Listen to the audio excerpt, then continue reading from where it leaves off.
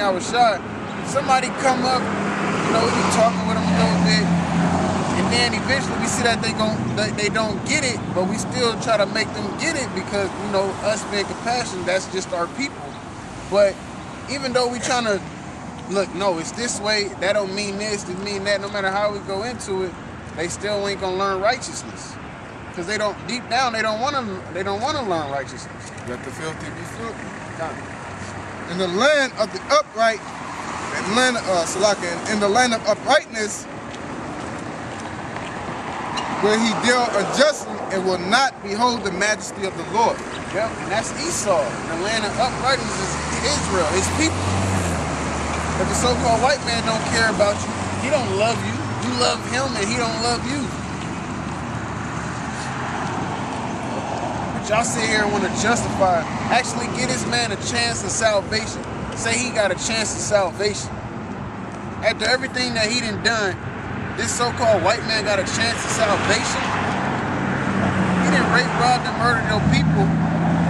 He got bunkers set up, space stations set up, underwater city set up. He ain't trying to give you no chance of salvation. So hold up. We getting saved.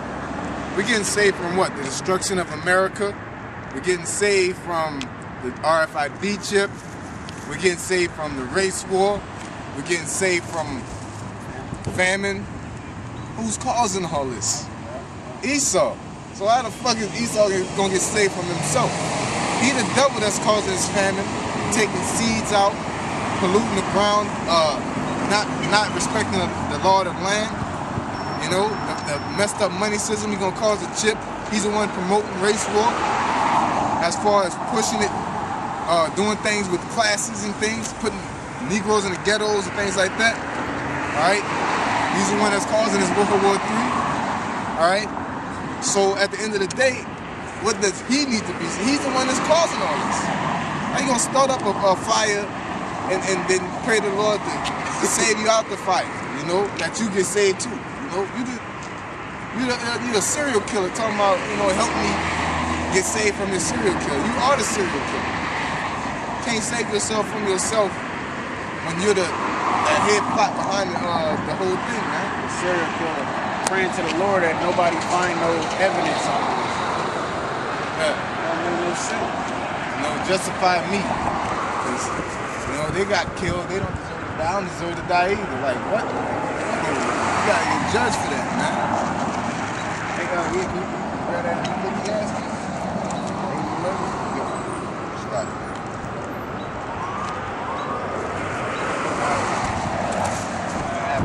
Ecclesiastes 8 and 11. Because sentence against an evil work is not executed speedily. Yeah, because sentence against an evil work is not executed speedily. Because somebody can do something wicked and not be judged for it right at that moment. Or they can be judged and not even recognize it. Therefore, they feel like they got away with it. Or not in that lifetime. Or not in that lifetime. That's what Esau don't understand. These low-level Edomites. Well, I wasn't there. You know?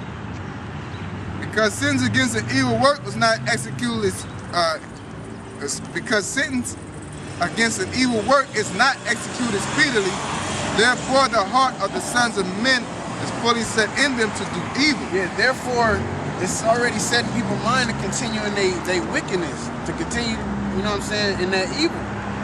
Yep. To do what they want to do. Well, I ate a pork chop last week. Ain't nothing happened to me, so I can do it again this week. Where I was smoking last week, I still got my job, so I can do it again this week. Just because they ain't been judged for not keeping the laws, they feel like they can still do what they want to do. Like I said, like what the DEA do. Whereas a little gram of crack, they think you got away with it, they building a case on you. Come out with a case this big and sink you for life. That was the Most High's doing. Building a case on you about this big, they gonna sink you for life. You know? Your judgment gonna be set. You can't be like, well, you know, I did that because of this. You're gonna be like, no, you had all the outlets, you know, and you kept on doing it, and you did it to the extreme. You're definitely wicked, you know. Yeah, well, the Most High is, you know, like if you sin, I don't think you get caught for it. You're not getting that ultimate judgment right away, but He'll judge you little by little until you come to that ultimate judgment. Like you'll lose kids or lose your house. car keep breaking down, it's because you're not doing something. Then at the end of the day, because you don't recognize it, Most High going to do the ultimate judgment, which is destruction. Ecclesiastes 12 and 14. For the Most High shall bring every work into judgment. Every work into judgment. Go ahead. Whether it be good, Whether it be good, you gave tithes to the prophets, and then a couple weeks later you was talking stuff about them, or you in church, deep in the church, you go from usher to deacon to pastor and all of that. and I mean, the Most High brings every work into judgment, even when you do good. You can just do plain out good, you're going to get judged for that. It don't mean you're going to get a foot up your ass judgment. It means you get basically reward, wherever that judgment is, or wherever that reward is, whether your lot, your outcome, you know? Whether it be good or whether it be evil. Yeah, but whether it be good or whether it be evil. So, like the Lord, he gon' okay, good outweigh the bad type thing. But if you just continue in wickedness, you ain't gonna have no good anyway. If you ain't getting judged for it, you definitely gonna continue in that. Cause like a lot of people, like people be riding, or like you be in school or something. You know what I'm saying? The teacher catch you doing something, you like, well, such and such. It ain't about such and such. It's what you got caught doing. That's why I say seek your own salvation, and it also say let every man be fully persuaded in his own mind. You can't be worried about everybody. You gotta worry about yourself. With you, ain't nobody gonna be on the side of you when you in that judgment seat, you know? Say him like, well, I know he committed adultery, but he also gave that one dude $1 so he can get something to eat. No, the Lord already know what you did. He probably already blessed you for that. You know, like I was just saying, just doing good, just doing goodness out of kindness of your heart. You can't try to bring up the good stuff you did when you know dang well you done did a whole lot more wicked works than good. A lot of people do it because they don't get judged. That sentence ain't judged speedily. Read more of that Ecclesiastes. Yep.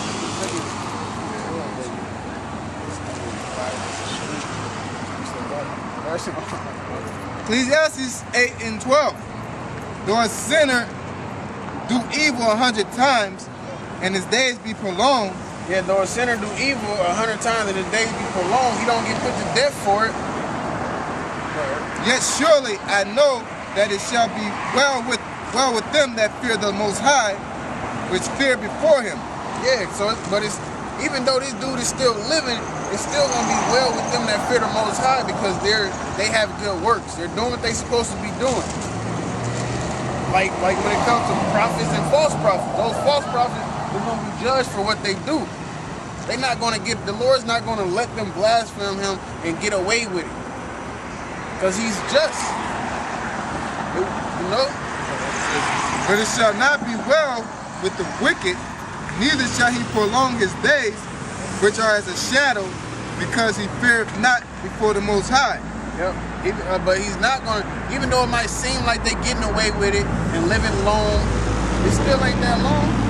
It still ain't going to be well with them at the end of that neither. But like I said, it's like they building the case, the Lord building the case.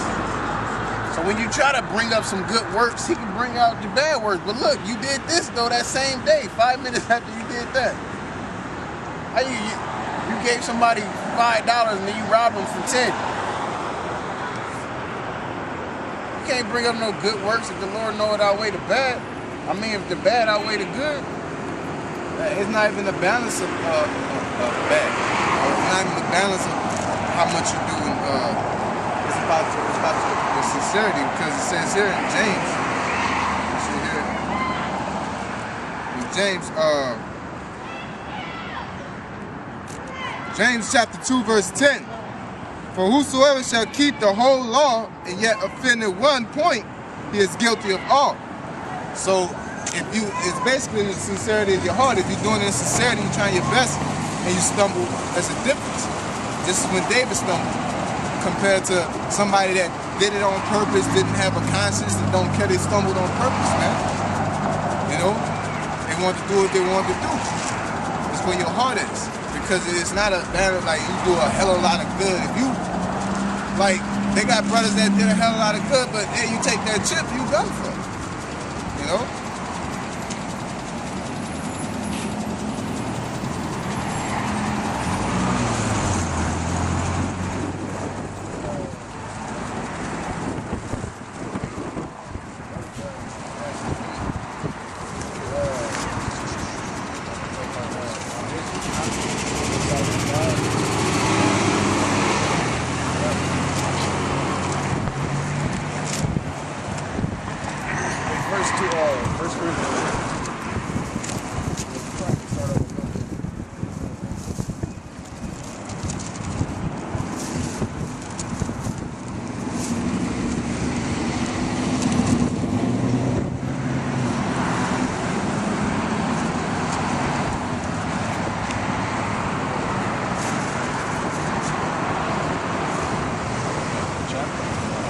Yeah, that's what I was looking at.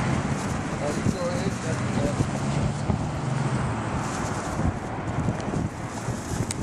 First Corinthians 2:1.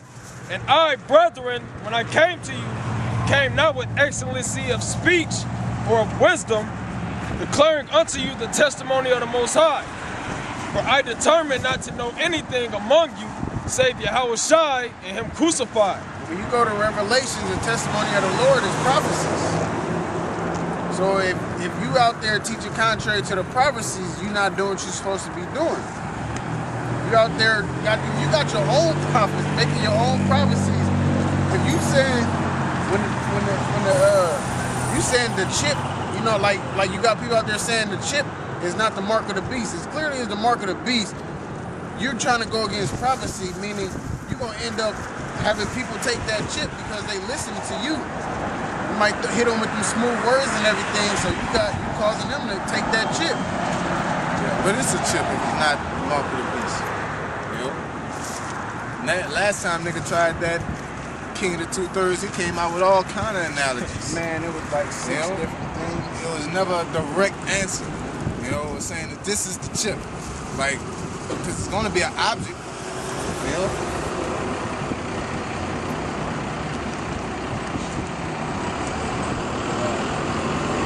Verse 3. And I was with you in weakness and in fear and in much trembling.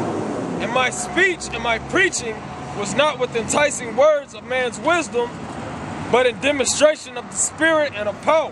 Yeah, because the Lord, when you go with the Spirit, it just come out, man. Be fluent. You know what I'm saying? You hear what you need to hear. Just like, you know, some of the brothers will be like, man, I need to go on the highways. And then they hear that video and it's like, okay, that's the Spirit talking to you. You ain't got to sit there and you come on the highways and byways, try to go over every single subject. So just in case you got anybody watching, they can try to get into it. No. I mean, you just trying to do it because you trying to hurry up the Lord. You trying to hurry up the program, basically. Just do what you're supposed to be doing, and in sincerity, and what's supposed to happen. Yeah, and when you come out here, sometimes, like you said, we'll just say you'll be destroyed, and we're not going off. Just because we ain't bring out like 12 precepts on why you're going to be destroyed, you can just say something, you know? Like they normally do, and you'll be destroyed. I mean, we'll be like, just say something like some crazy old scorn and shit. We're like, well, I'm going to destroy you. They ain't got to go to, give me second this, give me Peters and this and this. You can just get straight to the point. You know what I tell you? Sometimes we'll break it down on why you'll be destroyed. Sometimes we'll get straight to the point. So whatever the Spirit brings us, you know? Ecclesiasticus 19:30. 19:29. A man may be known by his look, and one that hath understanding by his countenance when thou meetest him.